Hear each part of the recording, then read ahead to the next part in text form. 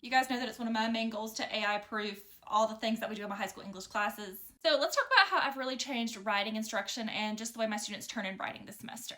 I've always been a step-by-step color code, teach my students a specific formula sentence by sentence to make it a little bit easier for them. But this year, I'm not accepting any writing that's not done in class with me. And for multiple different reasons, like not only the AI thing, but also because some of my students, if I let them take it home with them, they will procrastinate.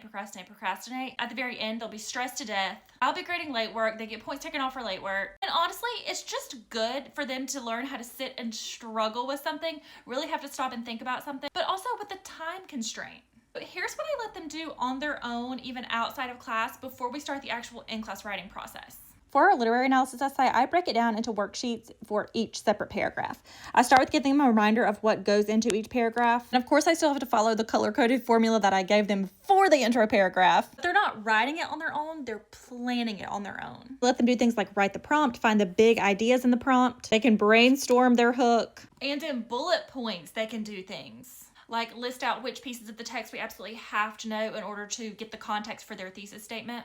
But the whole point is here that they are doing organized planning, that whenever they have their plan in hand, they can come in class on a Monday and they can take that plan and actually use it to write their paragraph.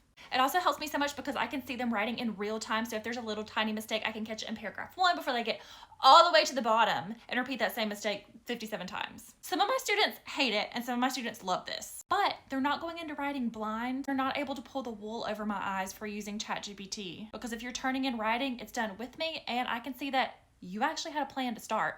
No plan, no writing, no grade.